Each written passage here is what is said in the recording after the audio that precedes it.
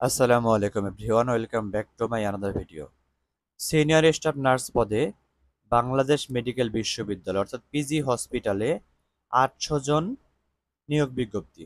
তো আপনারা যারা আবেদন করবেন, আজকের ভিডিওটি আপনাদের জন্য। তো সিনিয়র স্টাফ নার্স গ্রেড 10, বেতন স্কেল হচ্ছে 16,000 থেকে শুরু করে 38,640 টাকা। আপনারা জানেন যে পিজি হসপিটালে সিনিয়র স্টাফ নার্স পদে নিয়োগগুলো অনেক ফ্যাসিলিটি থাকে, অনেক সুবিধা থাকে। তো আপনারা চাইলে আবেদন করতে পারবেন।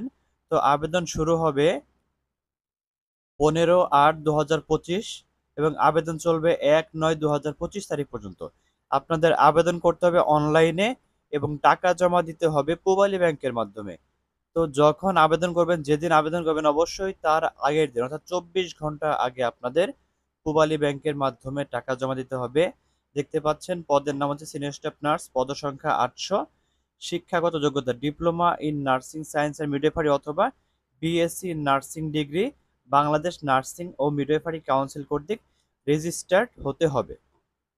ওকে, তো এবার হচ্ছে আগামী 1/9/2025 খ্রিস্টাব্দ তারিখে আবেদনকারীর বয়স সর্বোচ্চ 32 বছরের মধ্যে হতে হবে।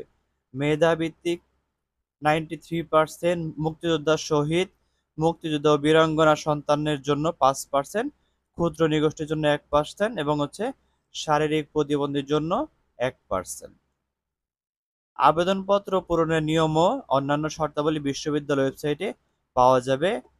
আগ্রহী প্রার্থীগণ আগামী 15/8/2025 খ্রিস্টাব্দ শুক্রবার হতে 1/9/2025 খ্রিস্টাব্দ সোমবার পর্যন্ত অনলাইনে বিএমইউ এসিবিডি এই লিঙ্কে ঢুকে আপনারা আবেদন করতে পারবেন। যদি আবেদন করতে চান, স্ক্রিনে নাম্বারটি দেখতে পাচ্ছেন, এই নাম্বারে যোগাযোগ করবেন এবং অথবা আমার দোকান আছে ঢাকা মেডিকেলের সামনে, আমার দোকানে এসে আমাকে দিয়ে সঠিক নিয়মে আবেদন করতে পারবেন। তবে আবেদন করার আগে অবশ্যই একদিন আগে আপনাদেরকে পূবালী ব্যাংকের মাধ্যমে যে কোনো শাখায় আপনাদের টাকা জমা দিতে হবে। 500 টাকা ব্যাংক ড্রাফট করে একটি আপনাদের স্কল নাম্বার দেবে, সেই পেপারসটি নিয়ে আসতে হবে। ওকে, তো মানি রিসিপ্টটি নিয়ে আসার পর আপনারা অ্যাপ্লাই করতে পারবেন। তো অ্যাপ্লাই করার জন্য আপনাদের যে সকল ডকুমেন্টস লাগবে, আপনাদের সদ্য তোলা একটি ছবি লাগবে।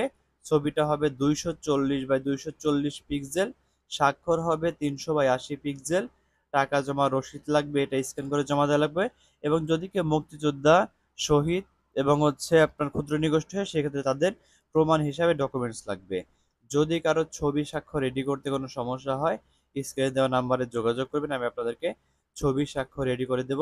এবং আপনারা হচ্ছে অবশ্যই ব্যাংকে যখন টাকা জমা দিবেন, একটি ব্যাংকের স্লিপ দিবে, সেই স্লিপে একটি স্কল নাম্বার থাকবে, সেই নাম্বারটি আপনারা অবশ্যই সঠিকভাবে তারা যেন লিখে দেয় সেটা অবশ্যই খেয়াল করবেন। ওকে, অ্যাপ্লাই করার সময় আপনাদের একটি ট্র্যাকিং নাম্বার এবং একটা পাসওয়ার্ড দেবে, সেই ট্র্যাকিং নাম্বার পাসওয়ার্ড দিয়ে আপনাদের অ্যাডমিট কার্ড তুলতে হবে। তো অবশ্যই সেটা সংরক্ষণ করবেন যাতে কোনোভাবে হারিয়ে না যায় সেই ট্র্যাকিং নাম্বার এবং পাসওয়ার্ডটি। ওকে, এরপর হচ্ছে প্রার্থী প্রাথমিকভাবে কোনো সনদপত্র আপলোড বা দাখিল করতে হবে না। শুধুমাত্র মৌখিক পরীক্ষার সময় আপনাদের যে সকল ডকুমেন্টস লাগবে, সকল শিক্ষাগত যোগ্যতা সনদপত্র, বাংলাদেশ নার্সিং ও মিডওয়াইফারি কাউন্সিলের রেজিস্ট্রেশন সনদ, এনআইডি কার্ড, ইউনিয়ন পরিষদের চেয়ারম্যানের নাগরিকত্ব সনদ, চাকরি প্রার্থীদের ক্ষেত্রে যদি কেউ চাকরি করে সেক্ষেত্রে যথাযথ কর্তৃপক্ষের অনুমতিপত্র। অনেকেই গভর্নমেন্ট জব করে বা প্রাইভেট জব করে, তো তাদের হচ্ছে অনুমতিপত্র লাগবে। এবং হচ্ছে মুক্তিযোদ্ধাদের জন্য তাদের যে সনদগুলো আছে সেগুলো লাগবে। তো লিখিত ও মৌখিক পরীক্ষায় উপস্থিত হওয়ার জন্য প্রার্থীকে কোনো টিএডিএ প্রদান করতে হবে না, অর্থাৎ কোনো টাকা পয়সা দেওয়া লাগবে না। নির্দিষ্ট সময়সীমা পর প্রাপ্ত আবেদন ও অসম্পূর্ণ বা সত্য হলে সেগুলো আবেদন সরাসরি বাতিল হবে। ধরেন আপনি অ্যাপ্লাই করেছেন মিথ্যা কোনো তথ্য দিয়ে, যদি আপনি হচ্ছে চাকরি পেয়েও যান, যদি সেই তথ্য পরবর্তীতে মিথ্যা ধরা পড়ে, তাহলে আপনার চাকরিটি বাতিল বলে গণ্য হবে। সো যদি কেউ আমাকে দিয়ে অ্যাপ্লাই করাতে চান, স্ক্রিনে নাম্বার দেখতে পাচ্ছেন, এই নাম্বারে যোগাযোগ করবেন অথবা ঢাকাতে আমার দোকান আছে, চাইলে আমার দোকানে এসে আমাকে দিয়ে অ্যাপ্লিকেশন করাতে পারবেন। সো ধন্যবাদ সবাইকে সম্পূর্ণ ভিডিওটি দেখার জন্য।